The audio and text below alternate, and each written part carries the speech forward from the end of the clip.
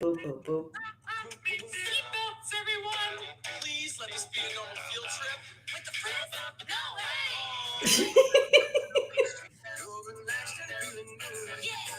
Next they let you know you're singing. Octopus in the neighborhood. Surfing on the subway. Swinging through the sky. Oh, yeah.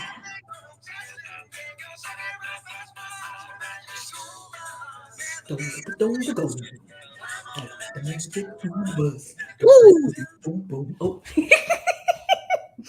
Hello, ladies and gentlemen, to Nobody Asks. Yay! So happy, I'm so excited! Love this show, it's the best!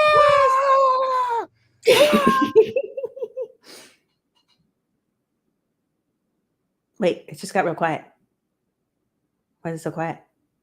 What's happening? Is this a trick? What's going on? I can't hear anything. What's happening? Colin, what's going on? Did Colin freeze? Colin, I think you froze. Did I freeze? Hell, I don't know. Have we started? Something has gone awry.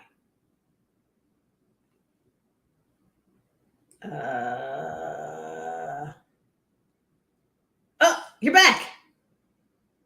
Colin, you're back and you're muted. Colin, you're back and you're muted. Return. Where did you go? You're muted. Can I unmute you?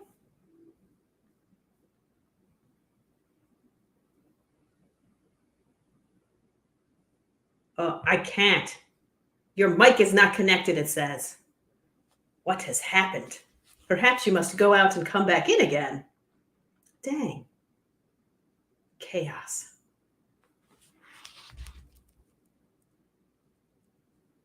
Can you guys hear me? You said no audio. Is it Colin no audio or just Maria no or Maria no audio? Who's got no audio? Wait. Is Ashley having a heart attack? Okay, so they hear me and not Colin. Okay. Let's see. Colin has messaged me. Stall, stall, stall. Okay, chaos. Probably wasn't supposed to say that out loud. What is going on? Chaos, chaos. Oh, his computer is having a seizure. Oh, wonderful. Uh-oh. Well, Colin, perhaps join with your phone if it continues. I shall send him that message. Join. Oh, it's just me. With phone? Question mark? Okay, so I'm gigantic now. Well, I guess I'll just wander through the comments really quick then, since chaos has ensued. Man, we were having a good time. Let's see. Hello, Ashley. Hello, Barbie. Oh, my goodness. I hope you're feeling better, Ashley. 3 times in a week. Oh, no, that's scary.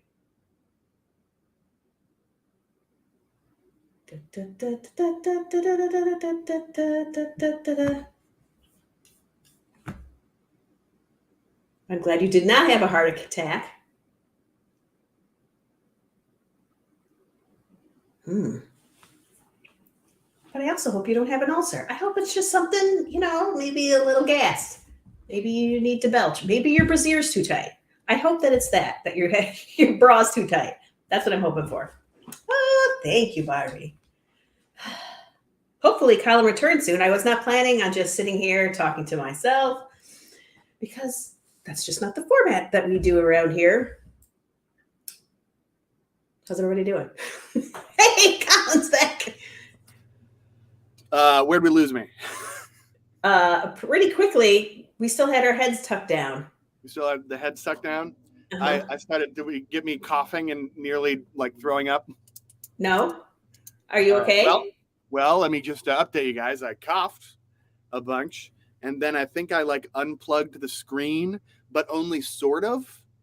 I have 2 screens here, and it was like there was just enough of a connection where it was like sending information back and forth so many times, and then it started opening Apple TV, and I had like literally thousands of Apple TV screens up. And so those were all taking up a lot of space in like the memory of the computer. And so I couldn't move the mouse, couldn't do anything. So I had to just hard restart the computer. So what an interesting little thing that just happened. You know? Oh my goodness. Susie B's husband is in the hospital and started out with kidney stones, but also a broken rib now that has hit his small intestines. Holy moly. That's like Wow. what do you call that? Cascading problems. Cascading problems. Everybody's falling apart this week. Oh my gosh. Yep. Sorry to hear that. Almost as bad as my computer. How do we get this text off of the screen? Oh, okay. I can get it off The the joke screen. has its welcome. Anyway, with Lumberjack Maria, woo! Oh! And me, Colin, the soon-to-be replacement for Justin Roiland on Rick and Morty. Not Who's to Justin brag, Roiland? he's the person that voices Morty on Rick and Morty, and also almost every other character. Oh. But it doesn't matter because I can do Morty, kind of. And so, and I have not committed a domestic violence, which is what he did. And now Rick and Morty has ousted him from the show. And so they're looking for a new Morty. And let me tell you, let me just get off screen here. Oh man, Rick! Oh no! Why do you do a domestic violence? Oh man! So, I mean, it sounded like him to me. So that'll be me. I've emailed them already, but if our fans can just go ahead and reach out to Dan Harmon and say, "Don't worry about Morty. Colin's got it covered." And when he asks who's Colin, just don't respond. Great. Thank you guys all for being here. Today we'll be discussing the fraught topic of busing. The method which the Supreme Court in 1971 upheld as a necessary and in some cases required method of desegregating historically segregated neighborhoods in the education system. Huzzah! Is that your tryout? Yeah. That, and I sent them a clip of me doing that with the domestic violence joke, which I'm sure plays great in that room. And then also. Wait, did you really though? No, I did not send. Oh, okay. And then I also sent my SNL audition because I just felt like it was transferable in terms of talent and technique. So, and I mean, they're gonna want a Bill Cosby. So, indeed. Speaking of Bill Cosby, dude, Ashley sent me an Instagram DM the other day with Bill Cosby peering out from like some sort of folder system, and I've just got to show you. It says the best of Bill Cosby, and then it's just got Bill right there, just looking out. He can smell you. So, I think that's like a box of records. That's what it is. Oh, the old record box. Yep, the little milk crate style box they used to keep records in. That's what Nixon stole from the DNC, right? Probably. Yeah, records. Good jokes by Colin. Today's episode, as always, is sponsored by one of the many wonderful organizations that represent America and its fight for equality and equity and equanimity and etc.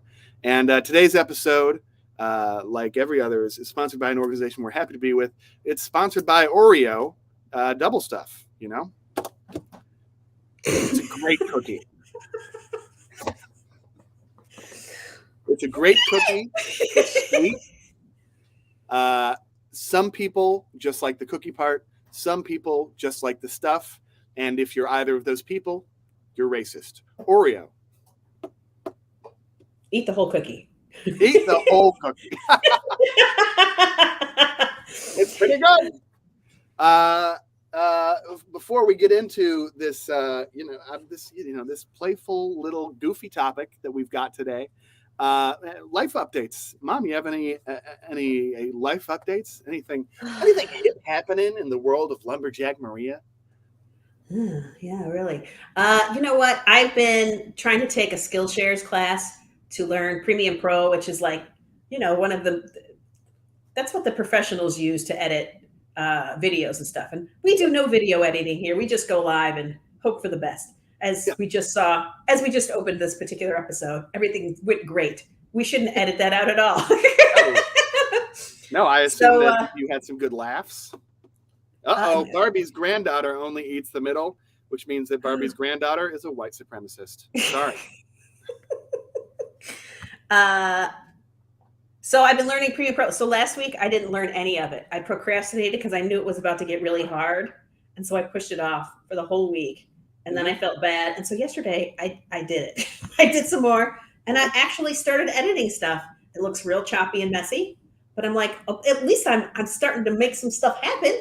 So I felt good to have even pushed through the discomfort, right? Because there's always like a wall that you hit. You're like, this is about to get difficult or whatever. I'm not mentally ready.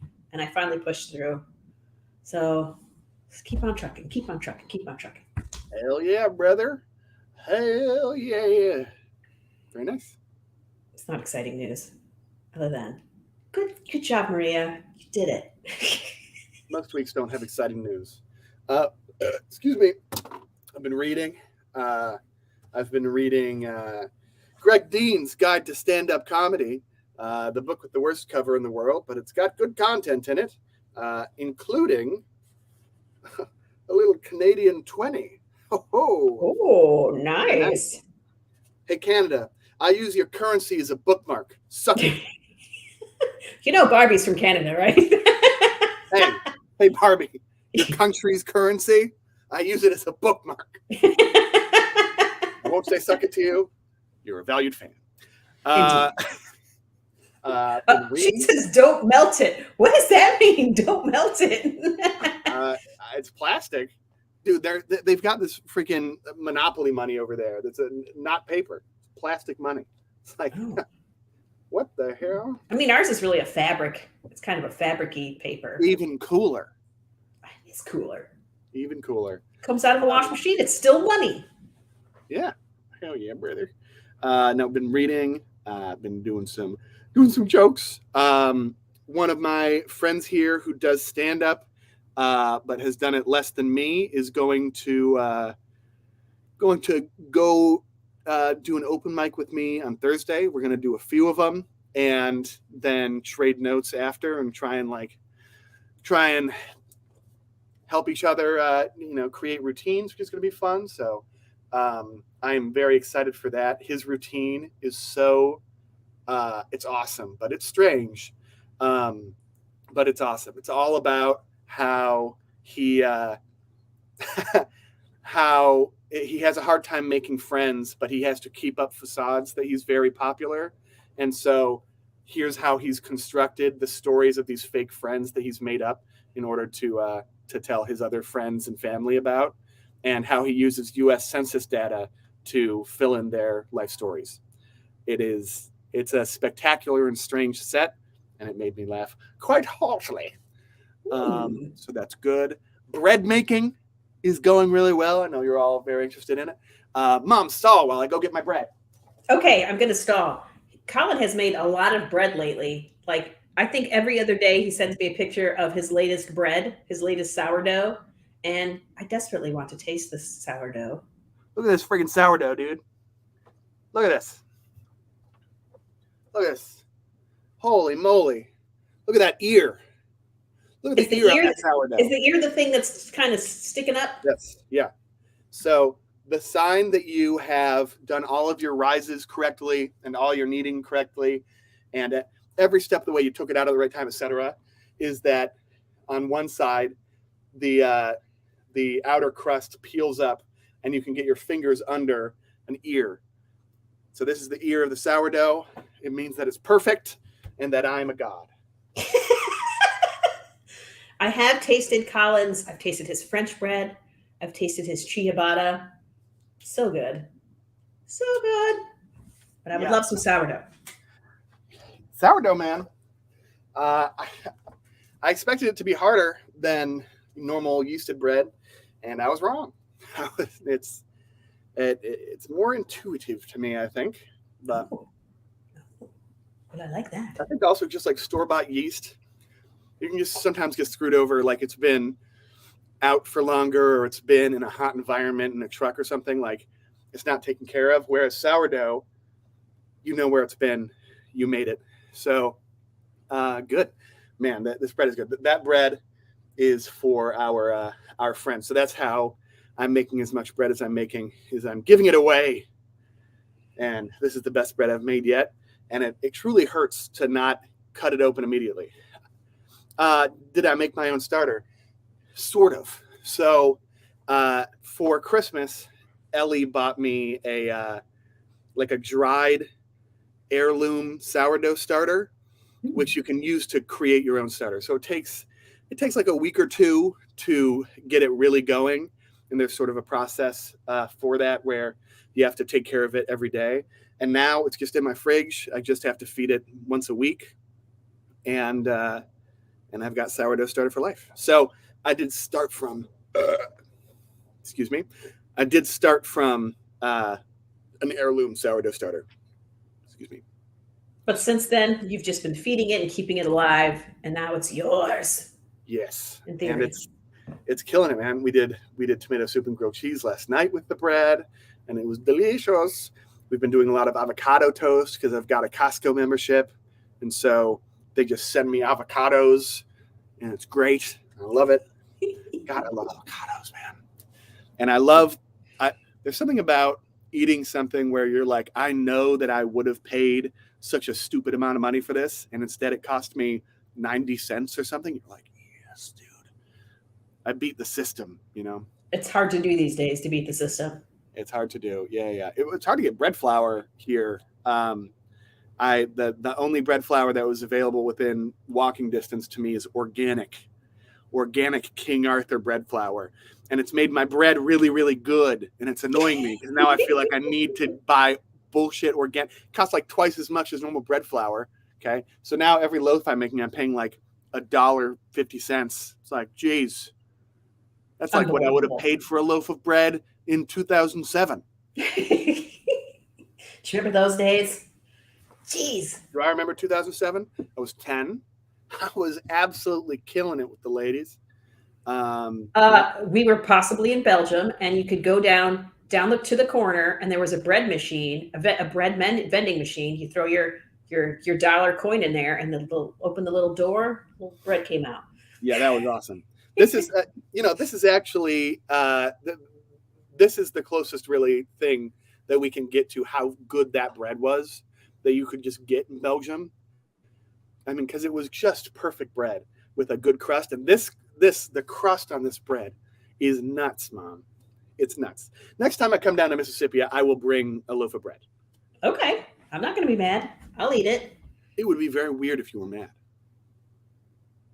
Oh, yeah. It would be weird. I hate bread. What are you doing this to me for? Barbie says that Barbie's pretty anti-avocado because the cartels are, running the farms, and it uses 18 gallons of water for each avocado.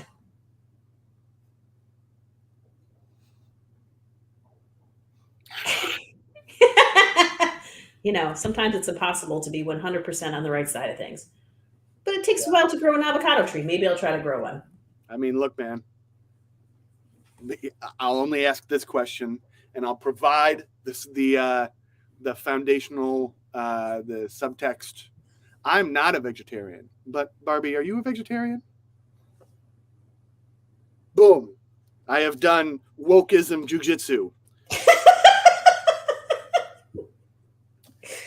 All right, I'm writing down that term. Okie doke. Wokeism jujitsu is Barbie. Nope.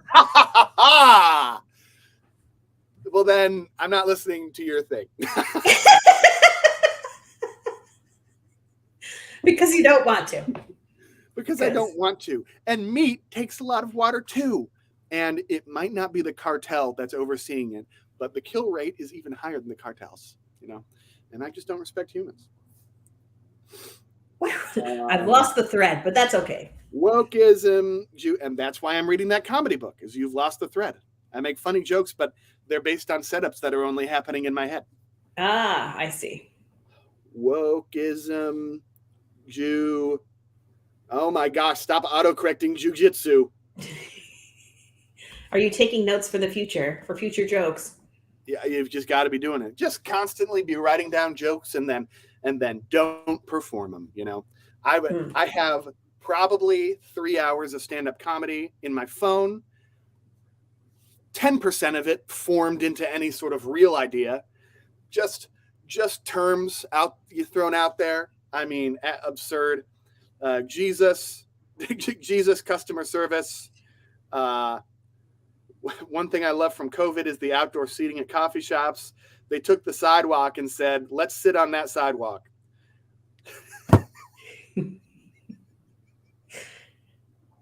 I like it. All right, busing. Busing. All right, should we just jump right into it, just randomly? Yeah, dude. Let's start. Okay, so let's just take it back. Let's take it back to the old school, where I'm an old fool and it's so cool. No, we're talking about before World War II. Let's go before World War II. Weirdly, or not weirdly, I don't know. I've never thought about it very hard. The northern part of the United States was incredibly white.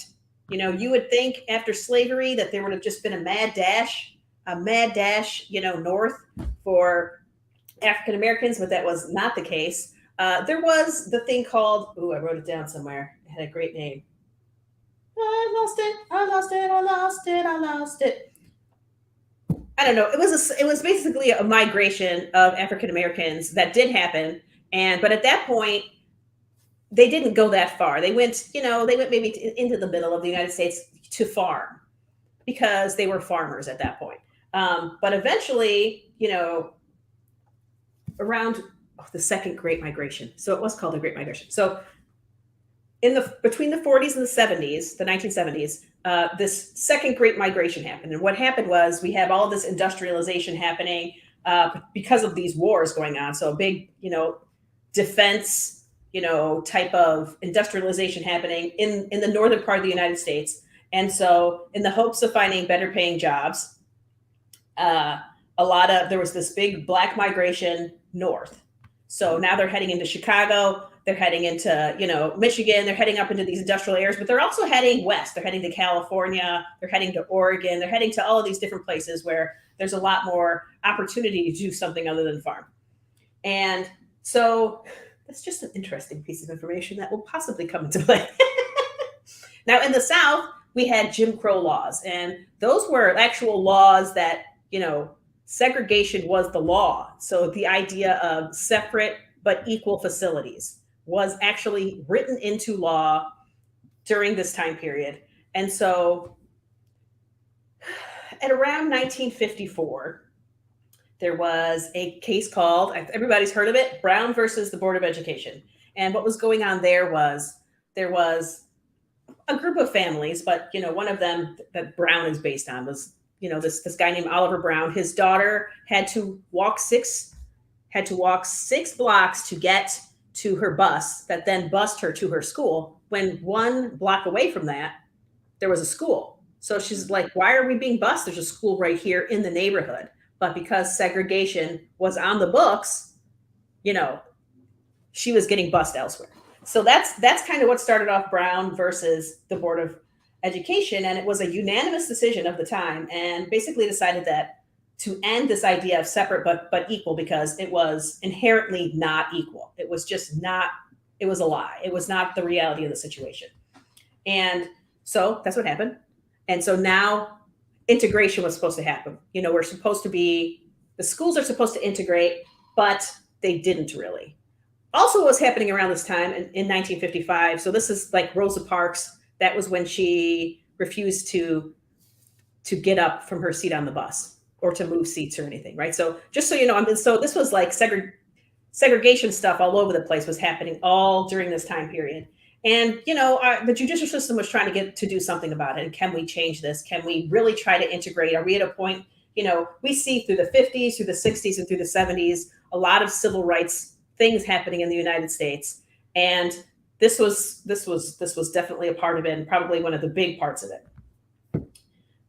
So now it's a year later, and nothing has changed. Because how exactly are you going to do this? How do we make this happen? And so there's like the Brown 2 decision. And basically they said there needs to be all haste and with deliberate speed to desegregate the school system. They were really focusing on the school system. And again, pretty much nothing happened. If anything, this just there was about 100 congressmen who wrote the Southern Manifesto, congressmen saying, yo, we don't like the idea of you trying to legislate from the bench, what states should decide for themselves. Yep. We've heard that before. Legislating from the bench. We've heard that before. These should be states' rights. Because they just didn't feel like it was the federal judges' jobs to decide for the states that they should desegregate the schools. They thought separate but equal was perfectly fine and valid. I'm just saying, we've never heard that before. Okay, so let's see. So that was happening in the 60s, because again, they said with all haste, make it happen. What was happening was districts were being redrawn all over the place, right? So to basically say, well, in this district, everybody is Black. And in this district, everybody's white. So it's fine. It's fine. Like, and you were seeing that in Boston and like places that I think to our, 2023 brains, you're like, really? But like, man, this shit was happening everywhere. I'm sorry, you're surprised it happened in Boston?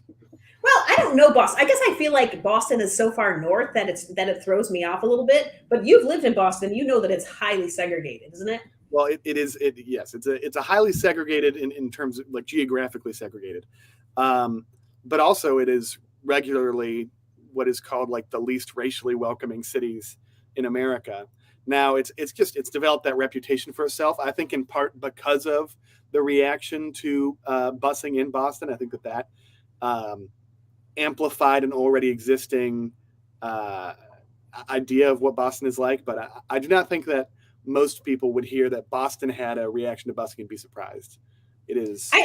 For me, I was surprised, and maybe I shouldn't be. And so, I mean, listen, I was born in 1975, so this stuff, it affected me somewhat.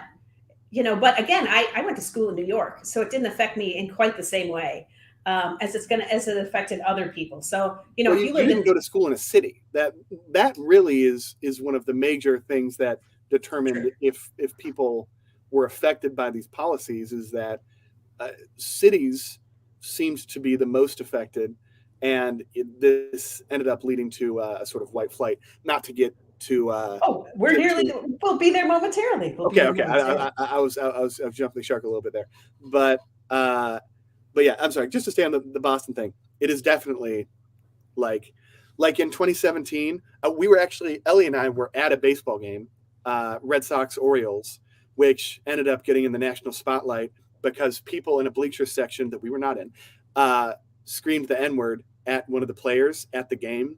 And they got banned for life or whatever, but it revamped the like Boston is a racist city dialogue in 2017. So it's definitely clearly an existing idea. But this was the busing debate was happening nationwide in both northern and southern cities. I agree. It was just affecting those areas differently. Like the push to desegregate the South was a lot more cut and dry where the judges were concerned. It was like, you're going to do it, period.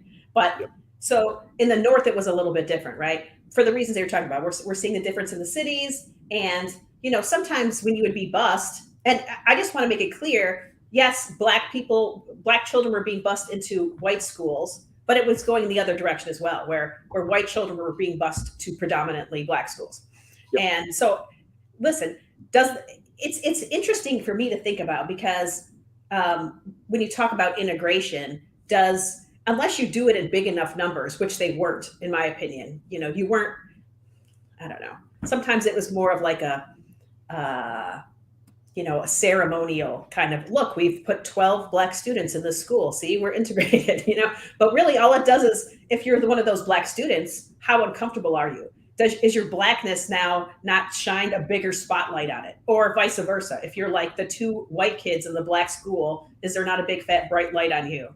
Really pointing out your race even more than it already was. So that did end up being one of the hallmarks of the determinants of whether or not school systems came out afterwards and said that it was a moderate success or a complete failure, ended up being how hard they dedicated to it. So Charlotte, North Carolina, I think, was kind of the shining beacon of busing.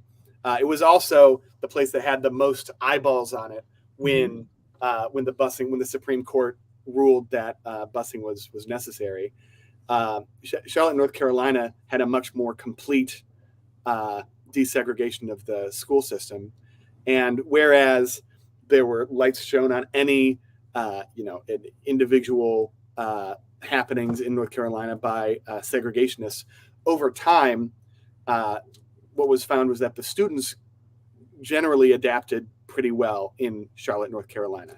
It was really parents that did not adapt very well. It is a logistical nightmare. I mean, this is a logistical nightmare. This is one of the problems that I think a lot of people ended up speaking about. And the conservatives are really masters of redefining the parameters of an argument, right?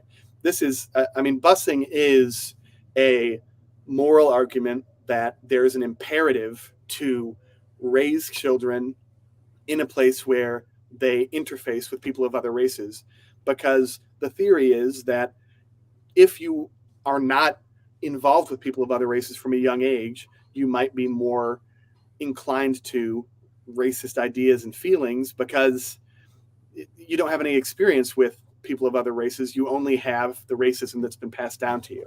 Right. And so that the original of this imperative is we need to desegregate schools in order to create the sort of racial harmony that we see for our future.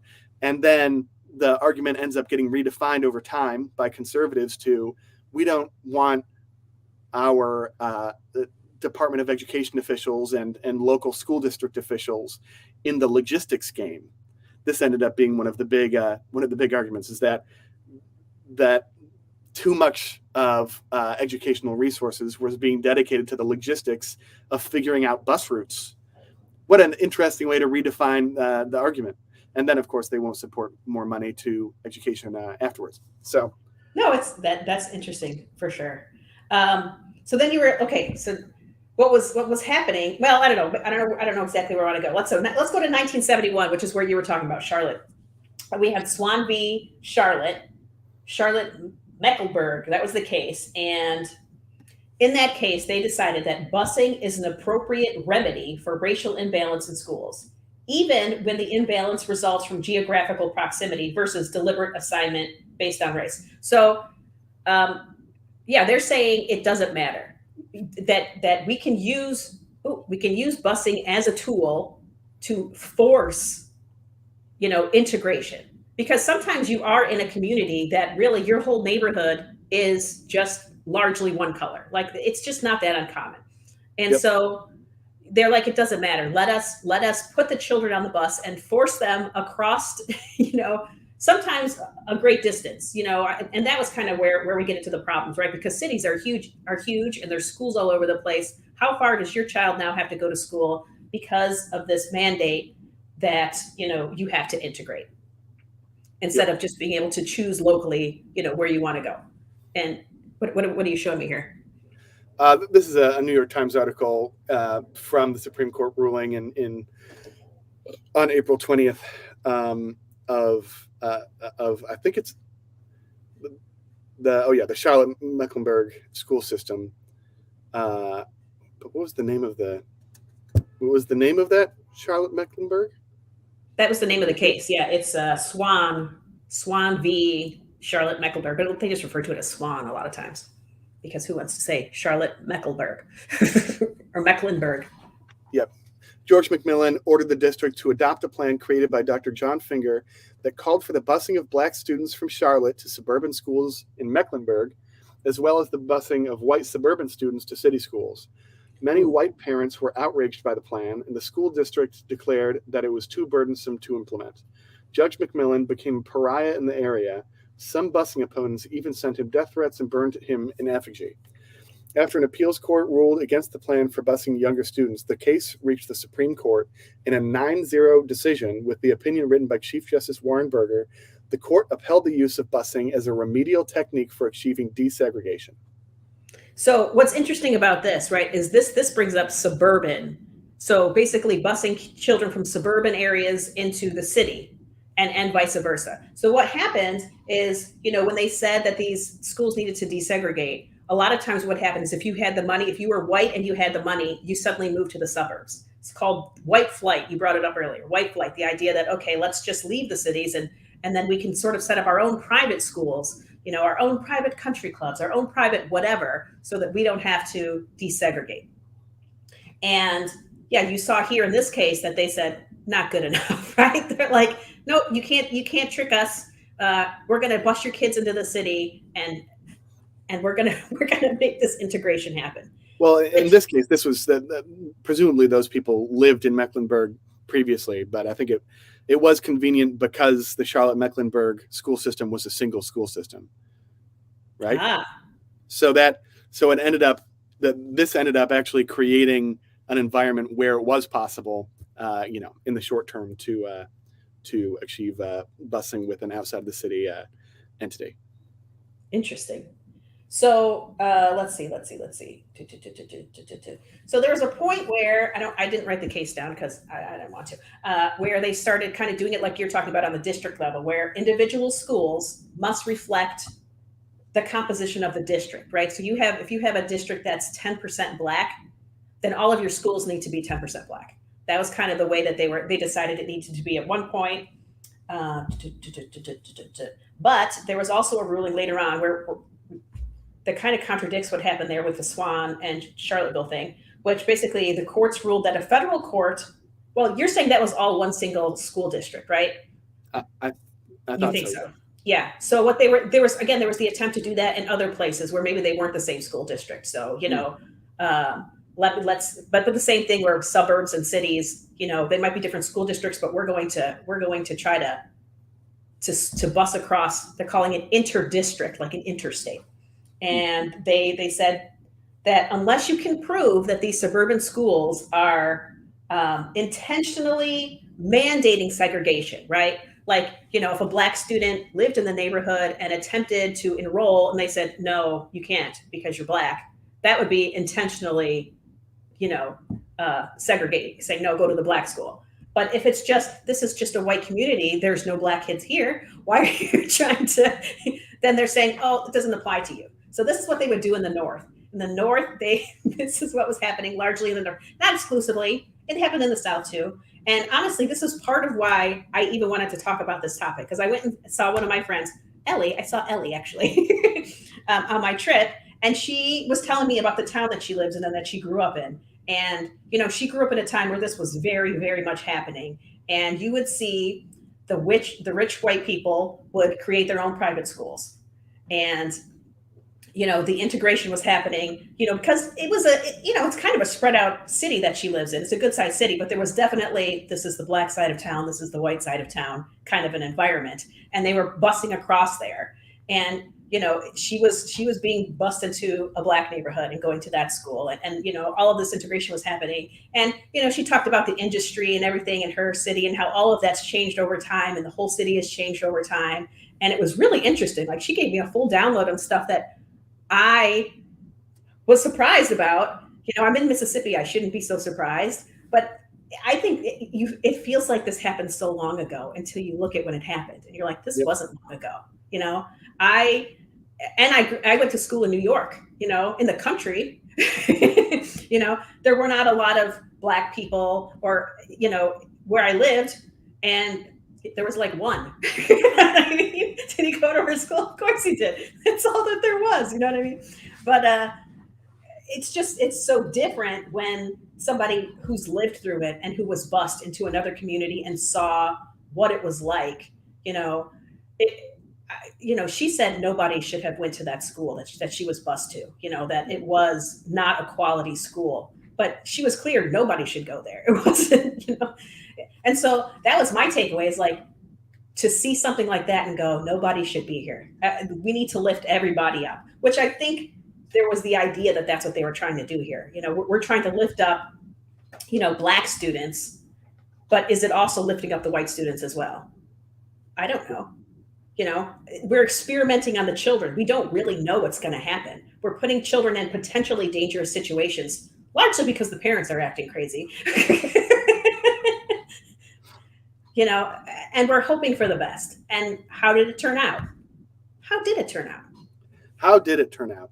Well, there's a number of different ways. It was school district to school district, but one thing that's interesting in all of this is that despite the fact that people like Joe Biden pre-election were dragged through the mud for being anti-busing, when busing was a major debate, despite the fact that it's among liberals still kind of a policy that people think is good and necessary, it's also all but disappeared in the U.S. for the most part. And this is for a number of reasons. There were a number of districts where it was positive, and there are a number of studies that found that outcomes for both Black and white students in school districts that had busing improved. This is not 100% across the board. It was a complicated issue. But complicated. Something did occur over the span of time where busing became common, and that was the white flight, the post busing white flight. There's a couple of things that happened. One, the suburban sprawl grew substantially during this period. As people moved to districts for the schools, school districts would have more funding, and so if you moved into a neighborhood that had a higher median salary of a household, then there would be more taxes for the local school district, and the local schools would be better. And because there was an economic disparity between races, this would also lead to the resegregation of schools in the suburban sprawl. That was one thing that changed.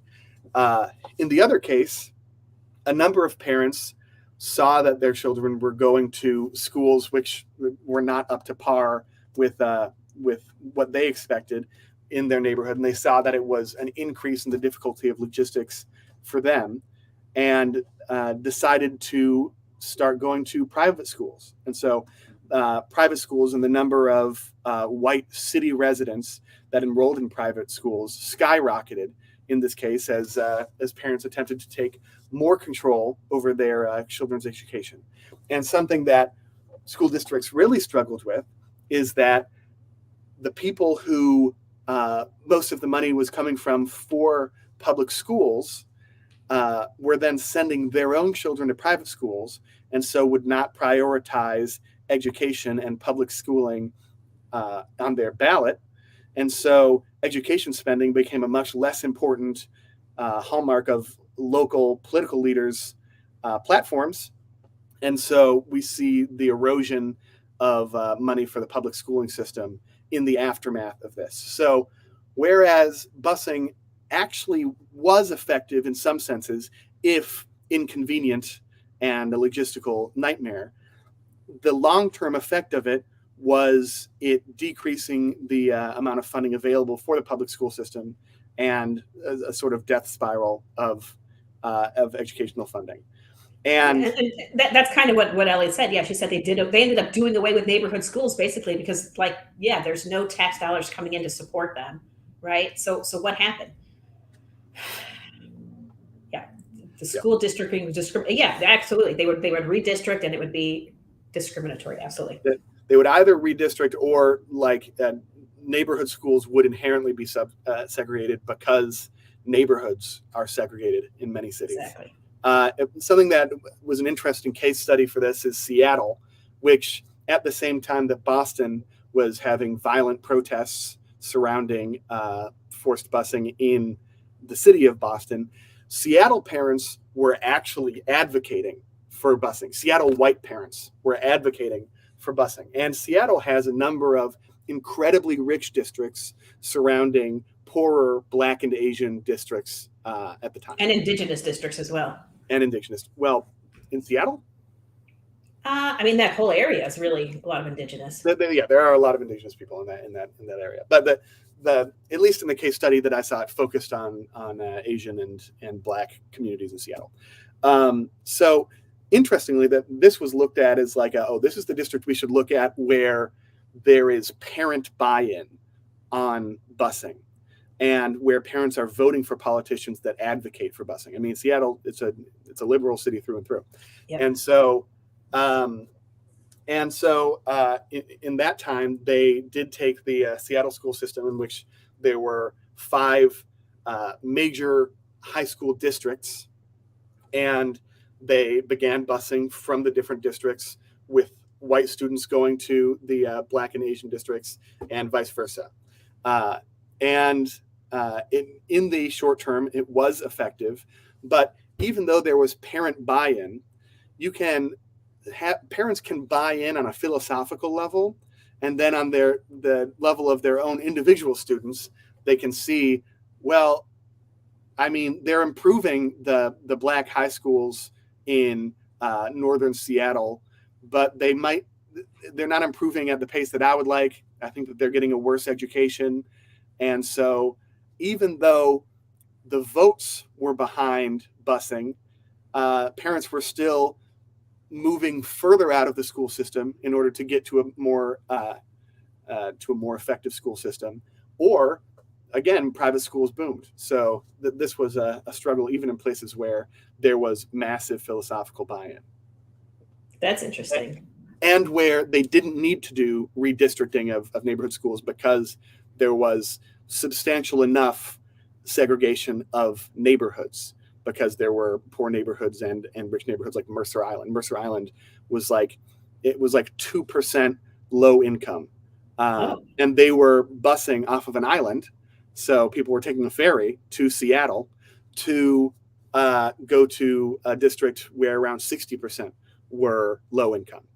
And it ended up creating a significant private school economy in Seattle.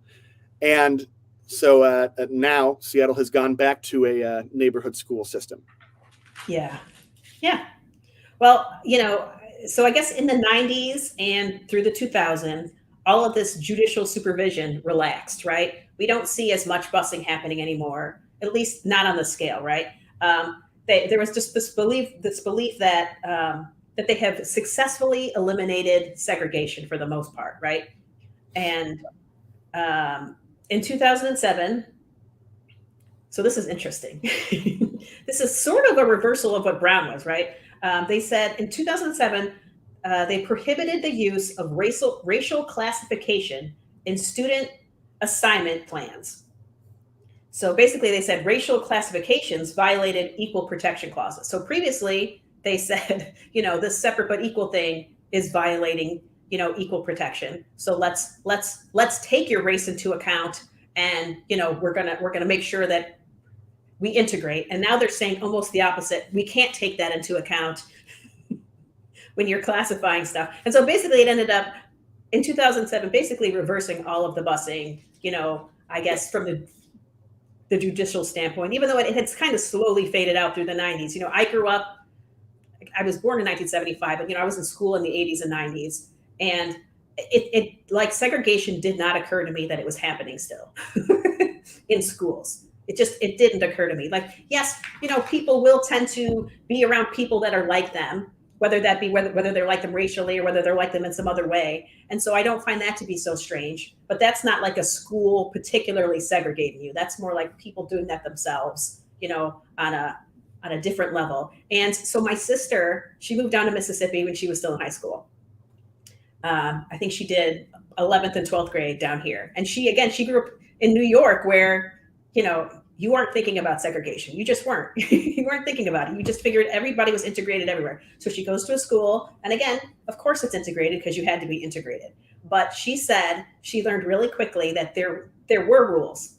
There was segregation that just happened inherently on its own. She said all of the black students sat at the back of the classroom, and all of the white students sat in the front of the classroom. And so she got there, being from New York, being a rebel in her own mind, and she sat in the back of the classroom for the entire time she went to school in Mississippi. You know, and because she just couldn't buy into it. She just didn't get it. She doesn't, you know, it's strange to her growing up in New York. And I think that's the takeaway for me is, and being in Mississippi in general, is just, you know, you have your idea of what it's like and what the world is like from your bubble in New York, your New York bubble, your liberal bubble, and then you go somewhere else and it's different. And sometimes you're just like, it makes no sense to you. And then sometimes you're like, well, I don't know, man, this is just the way it is here. There's a reason for it that is beyond my understanding because I'm new here and I just maybe have to learn. Yep. I don't know. It's just different. It's different because racism happens in every state. It just looks different in different places. You know, Portland apparently is incredibly racist. You know, Portland, Oregon, you know, that's one of those places that was considered a sundowner town. You know, like you don't want to be caught outdoors if you're black after sundown. Or like the rest of Oregon. Are you bonkers? Portland, Oregon. I'm telling you, and there was a time. I'm telling you, there was a time. I don't know. It could be the rest of Oregon as well. But you think of Oregon as being so liberal and granola that you're like, how? Portland being that. I mean, but Ellie. Well, one, my brother goes to school in Oregon, but also your son. Also, Ellie's brother and Ellie's brother's girlfriend went to school in Oregon. And Ellie's brother's girlfriend grew up in like rural Oregon. And she has brought up that they're a sundowner town or whatever. She's Hispanic, right? So the main like the rural part of Oregon, certainly there's a significant, I mean, that's where that like militia showdown was a few years ago, right? Like probably. Some sort of post office was taken over or something. Oh. Was that in Oregon? I think so. That was an interesting one. We should talk about that one because I have mixed feelings. That'd be fun. Yeah. Yeah, that'd be fun. I'm down. Yeah. No, it's just I'm just saying that we think that the world is one way when we have our rose-colored glasses on, and it's just so much more complicated. We saw, you know, just you know, educating ourselves on this, how northern states sort of threw a hissy fit at the idea of somebody trying to bus their kids into the city. And they took it to the Supreme Court and they said, okay, it won't count for you guys. It won't count for you guys. But if you're in the South, nope, still counts for you. It seemed arbitrary.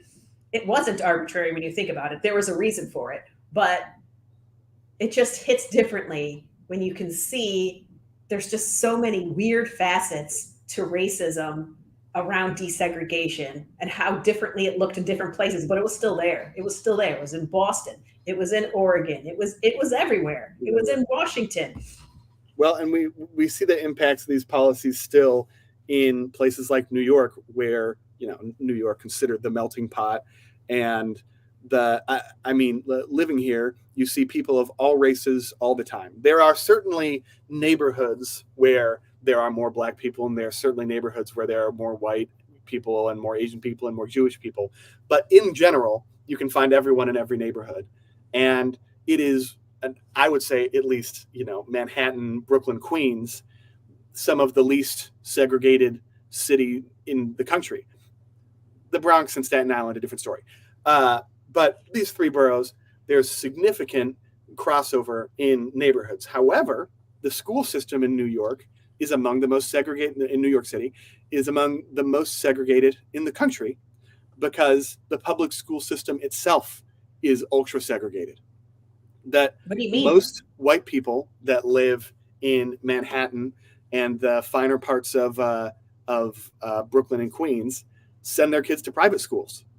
And so the public school system itself is predominantly people of color. it is, and it's quite strange that this is, how this all occurs. And there is a serious correlation between the number of white students and white parents that a particular school can attract, because it is still neighborhood schooling, and the sort of funding that they're able to achieve, because a lot of funding from schools comes from fundraisers and donations from people in local communities. So this school system is it is much more segregated than the actual neighborhoods themselves, because years and years of policies have led to most of the white people that live in New York don't trust the public school system to educate their kids. Yeah. I'll throw it out there right now. If I live in New York City, public school, because despite the negative experiences that I may have had in public schools in my life, I just hate private schools so much. You went to private school also. You went to I went to both private school and elementary school. in elementary school. Yeah. That's where it seemed important to me. And also that public school would have been probably the whitest public school I could have gone to, of all of them. It's pretty white. So, oh, not Utah. Sorry, forgot about Utah. Utah's real white. That's pretty white. That's pretty white school. But no, I believe in what going to public school is meant to teach you, even if when you go to one of those hoity-toity schools after your public schooling, they treat you like you weren't even taught math when you were top of your class. They're like, you don't know, oh my goodness, you don't know all of this? We'll put you in the little baby math class. We'll put you in the little baby math class with the German professor that, cannot speak English. And he'll just give you a crash course on all of the stuff that the private school kids got. Unbelievable. Yeah, I believe in public schools. Susie went to the New York City public schools. I went to NY State. No. Yeah, I grew up, different part of New York for me. I was out in the rural parts of New York. Till 8th grade. Did you go to PS 196 or PS 212? That's what I hate about New York City public schools, is that they're numbered. And it's like, can we have an identity here? Yeah. Just call them the Cougars. Like, give them a fucking animal or something to rally behind. It can be nonsense. It can have nothing to do with the community, but it's just, oh yeah, I go to PS 212. Oh, I went to 213. That's crazy. Like, gross. Why with the numbers? Start naming them after people. We name the roads after people. It's terrible. Terrible. Did we get everything, do you think? Was there more to discuss? PS 27. She went to PS 27. Hey, PS 27. Hey, whoa, where's that? PS 27. Oh, you're looking to see where PS 27 is? I think. I'm trying to. It looks like it's in Brooklyn. Ooh. There's an elementary school 27. Oh, that's in Jersey. Anyway, they're number 2. I guess. New Jersey just follows whatever New York does, unless you're in the Philadelphia part. This week's book club, which we've been doing every week, I promise. You just didn't notice it. This week's book club, we'll be reading James Acaster's Guide to Quitting Social Media, Being the Best You Can Be, and Saving Yourself from Loneliness, Volume 1. There's also only one volume. This is an interesting book, and if you're not interested in quitting social media, which I suspect you aren't, given what you're watching and the types of communities that you're involved in, don't worry, because that's not what the book is about.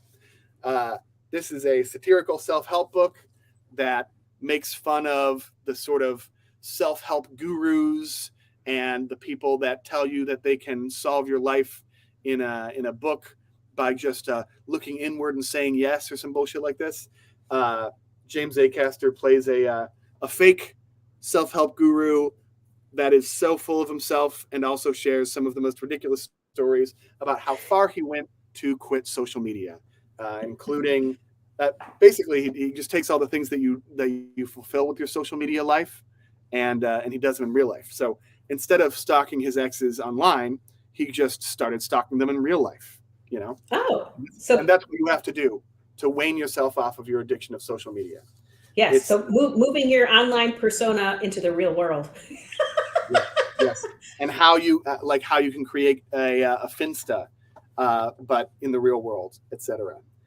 I mean, it is hilarious. You might want to listen to James A. Caster's comedy before reading it, or else that you'll actually. This is a very funny book to look at the Amazon for, because it's a bunch of 5 stars, which are fans of James A. Caster, and then there's just a sprinkling of 1 star where people actually bought the book to try to quit social media, and they're like, this is not a self-help book.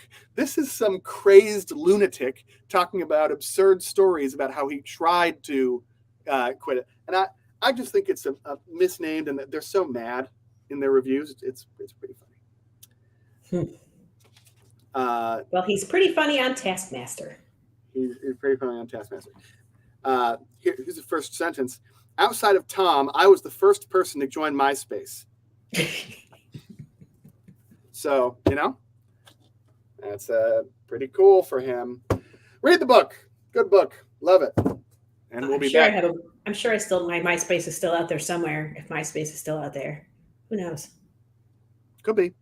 Could be. I think they're bringing it back, aren't they? Have they redone it? I don't know. Effectively, remastered the classic. Yeah, exactly. Let's make it cool again. I don't know. It's silly. Seems like it'd be free, yeah. Yeah. I'd buy a hat that has the MySpace logo on it. Be a cool hat.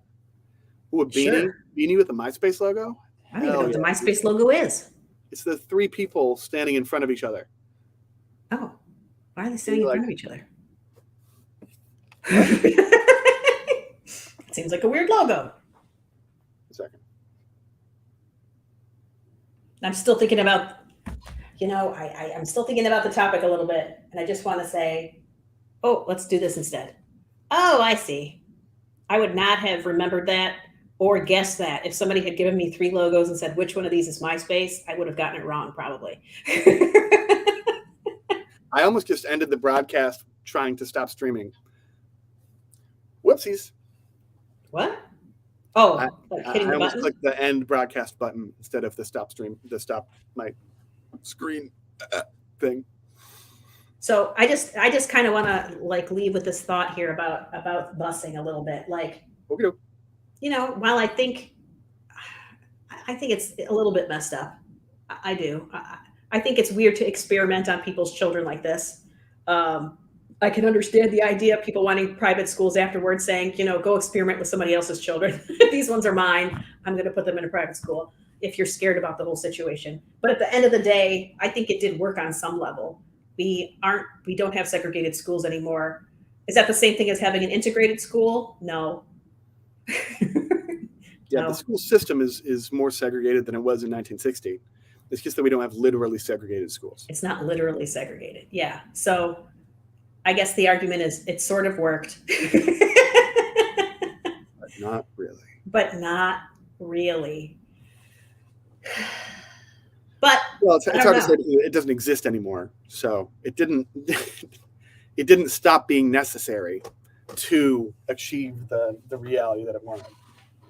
But yeah, it's a struggle because it's like a solution that doesn't match the variables that are before there. Like there needed to be equal funding for schools across the country before parents were going to accept this reality.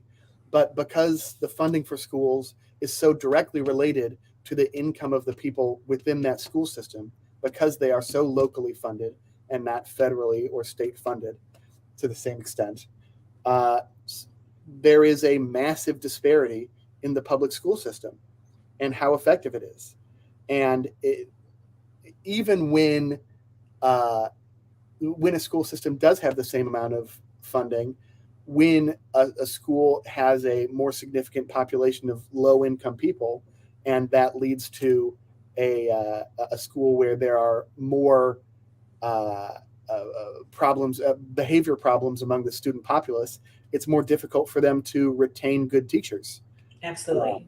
And of Yeah, course, the way that we yeah, treat teachers doesn't incentivize us to have any good teachers.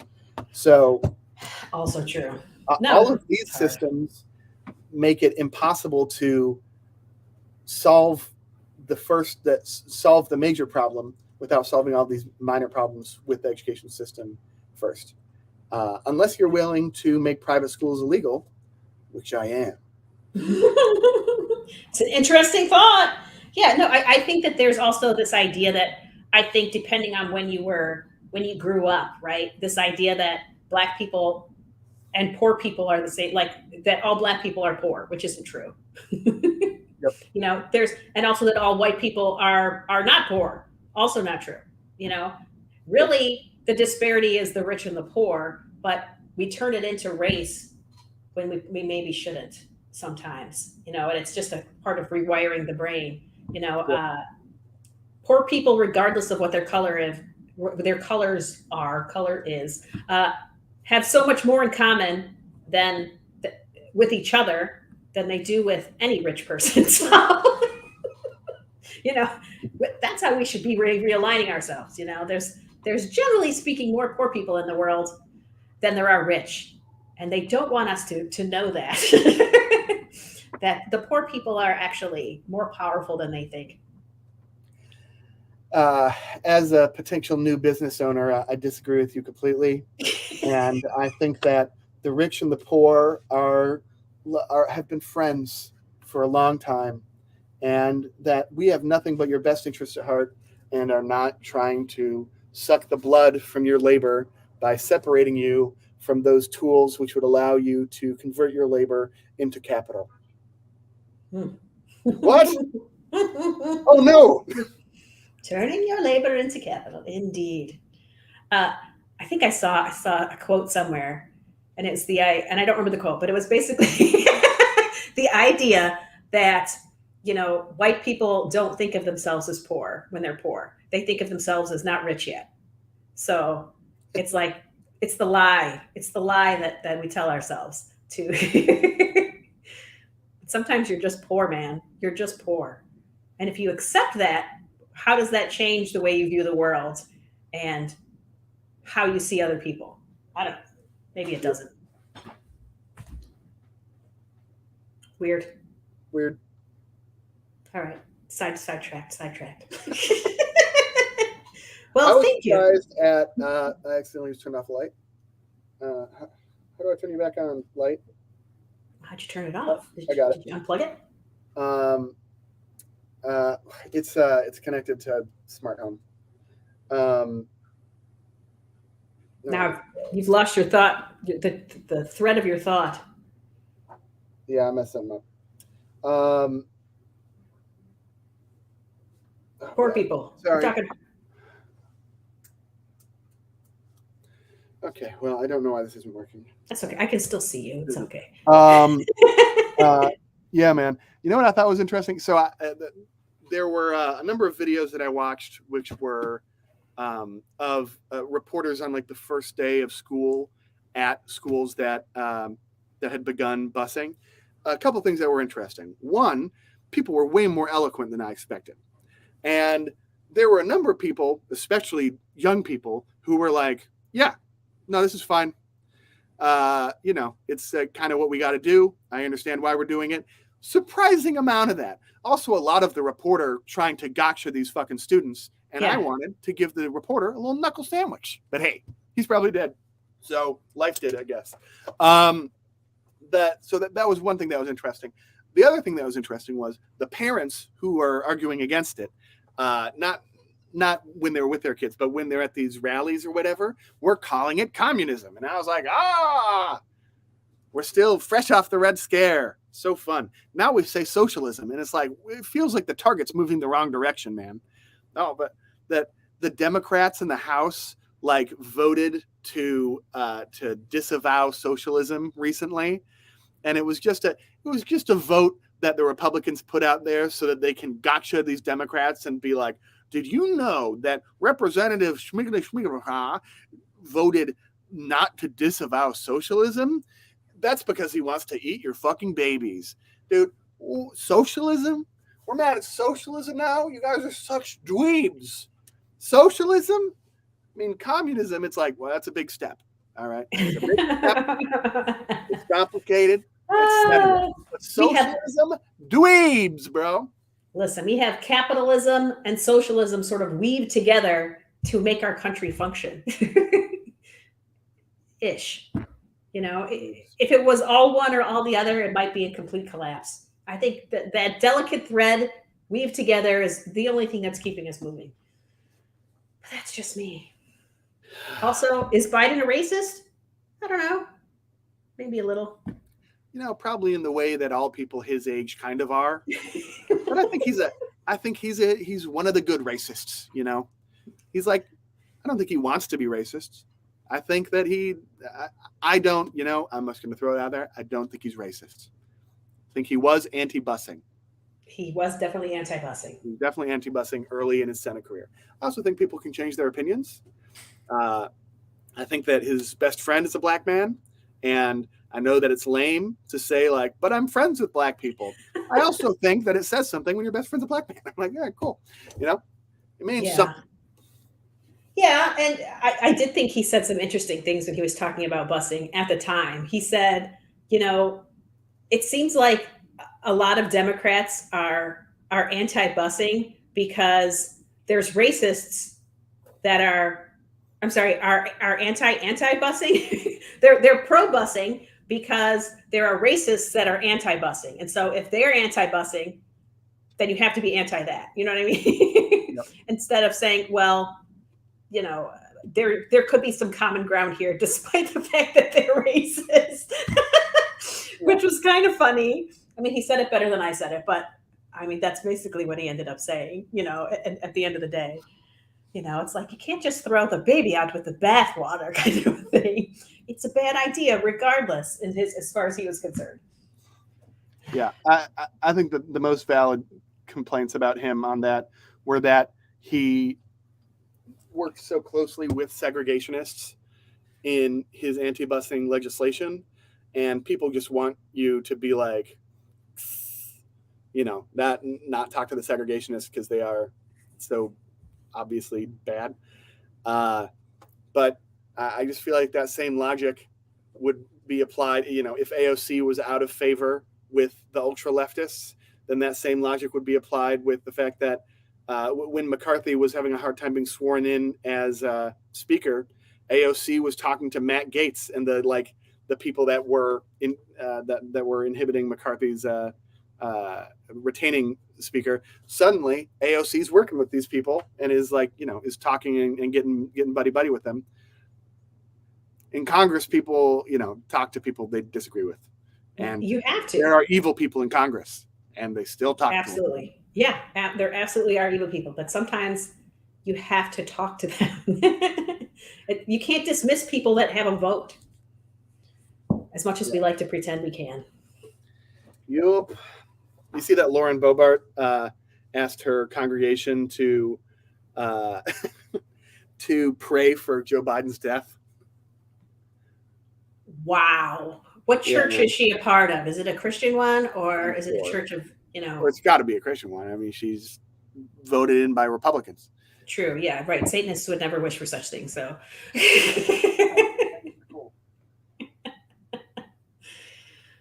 Wow. Yeah. Yes, man. You know, it was funny too, because as I'm reading about busing, you know, and of course you're going to get a lot more. So I want to say it was in Michigan. St. Louis, so not Michigan. St. Louis is Missouri. Missouri, they were implementing some of this busing stuff in 1971, and I think, these 6 guys who were part of the KKK, I guess, set fire to a bunch of the buses so that they couldn't be used to bus, and. You know, and then they're always espousing some sort of Christian doctrine at the very same time, just to make it extra weird. And then, you know, you start thinking about, you know, they're putting flaming crosses on somebody's yard. And you think, how is that Christian? What is Christian in your mind about threatening somebody's life and putting a flaming cross in their yard? It's just so not even counterintuitive. It's just some mental gymnastics that I can't get on board with. How do you get there? How do you get there? Anything for anything, you know. Anything for anything. I am, you know, it's like it's like people that are like, how do Republicans call themselves pro-life, but then vote for pro-gun legislation? And you're like, things are different for different things, you know. Christians are not dogmatic in the way that they would imply that they are, and nor are liberals, right? I mean, liberals will advocate for some weird shit that doesn't agree with liberal ideas when it fits the thing that they really want, you know. Very true. She says it's narcissism guised with right fighting, in my opinion. And then also, I mean, hi there. Oh, so good. I love Addie too. Yeah, listen, Addie knows about what it's like to be in a very religious, I don't know, community. She's definitely was in a cult back in her childhood. So she definitely views that through a very particular and interesting lens. Oh, Addie, there's a movie that got nominated for an Oscar that I saw recently called Women Talking. I don't know if any of you guys have seen this. I saw it. I saw it last week. It was awesome, and I already have my pick for for best film of the year and all that. But man, Women Talking was on another level. It's very much like a play that is a movie. Okay. It serves on it delivers on the title. It is a lot of women talking in this movie, but it has to do with occults and negotiations from within, and conspiracy, and also just the power of negotiation in discussions between women. It was a great movie, and anyone that has the opportunity to go see it, you should go see it. I wonder if it's on streaming yet. I don't know. I'll have to check. I also saw the Banshees of Inisherin recently, which is also up for some awards, and that was a great movie. That one much more allegory-y. I mean, it was clearly about the Irish Civil War, but it was also about masculinity and tension and friendship, and man, that movie was fucking awesome too. Loved it. Hey, I just want to All go. right, good movies this year. I have to get on board. I'm like so out of the loop with movies, but let's see. Barbie said she's trying to find tasks from Taskmaster that we can compete against each other. We can do. Have you watched season 11 yet? I did watch season 11. So we could do the fart one. Well, was that what you had to make? You had to somehow make yourself fart? Yeah, No, but that only was one funny. guy got assigned it, and he could not do it, and he was upside down. He was And upside then down in an during- airplane. During a different task, he was like, "Oh, I got one," and he farted, and it wasn't actually a fart; it was a hemorrhoid dislodging. Ah, yes, I do remember. Oh man, good He went times. into great detail. I love Yes. I love Taskmaster. There's any number that we could do. I think the problem is that we've now both watched almost all of Taskmaster, and Susie so or Barbie has to come up with something original, or Susie. Yeah, either yeah, one we of you. need an original. a fun episode is like an online Taskmaster, and the audience votes on who gets 1 or 2 points. Oh yeah. So That's a good yeah, episode. they'll make us make something out of something or whatever. We should do a special, like an April Fool's episode or something with that. Yeah, that'd be fun. Yeah, When's April Fool's? Oh, in April. Yeah. Okay. it's the very beginning of April. Oh, also other news that may impact my ability to get onto a 5 p.m. podcast is that your boy has jury duty. Oh, baby. And so that'll be fun to talk about once I'm allowed to talk about it. I'm excited But because you've been waiting for jury duty. I've been waiting for jury duty. I'm really Don't- glad that it came through, when my work life is ramping up and all sorts of opportunities are on my doorstep. But I think that I report on like February 20 something, and I mean, I'm not doing the thing that people say, oh, you can get out of jury duty if you fucking say this and this and this. Nope. I believe in the value of jury duty. I'm in a position where I can do my job on my own schedule, so it won't impact my ability to create money, which I can use for home and food. I believe that jury duty should be compensated better than it is. They don't even compensate you minimum wage here in this fucking joke of a city. And so, but I'm going to answer the questions honestly and see if I get on that young jury duty.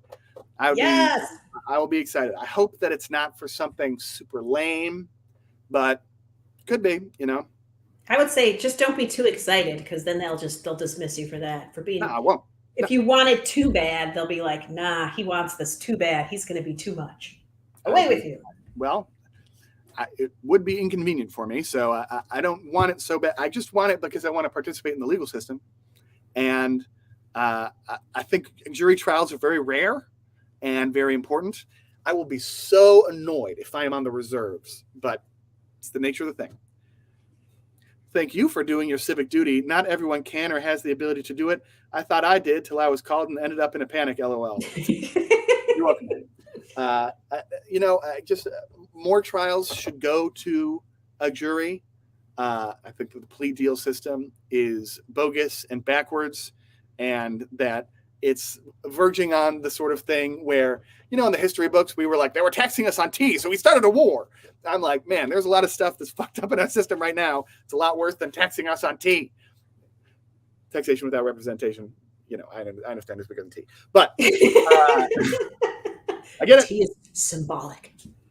I get it.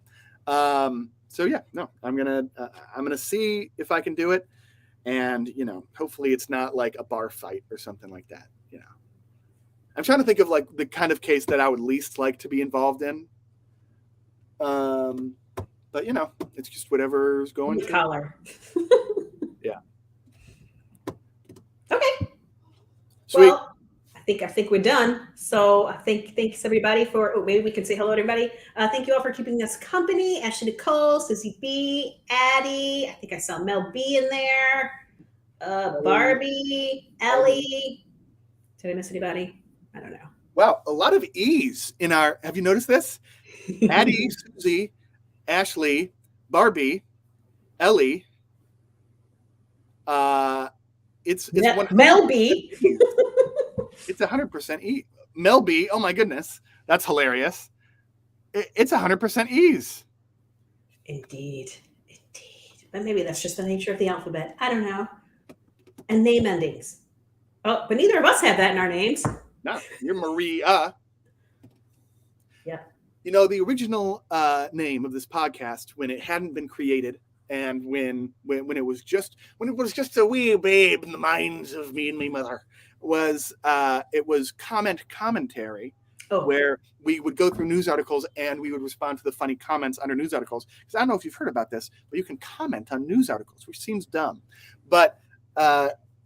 So we were going to read the news article and then read the comments and respond to them, and then hilarity would ensue. And I wanted to call it Commentary with Colin and Mary.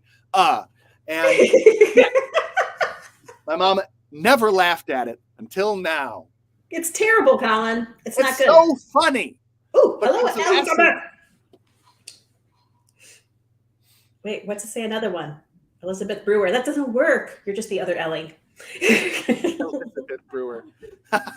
Another one. Oh shoot. That's the most Ellie thing ever, dude. That is so fucking Ellie. Oh my god. Eddie says we can call you Collie. Terrible. That would be so weird. I played a character named Ollie in a play. It's it's not relevant. All right. Should we sing? Should we All sing right. out? Yeah. Let's go old school, okay? I'm not playing any nonsense songs that carry us out in a more structured method. Let's. You got a beat? Who's giving a beat? Oh yeah. I'll beat. You go, and I'll try not to change my beat, even though we're on a delay. Of course, it'll be whatever it is. Absolutely. It's nobody's. Let's talk about busing and segregation. Did it even work? I don't know. Did it even work? We're not technically segregated, but we're not exactly integrated.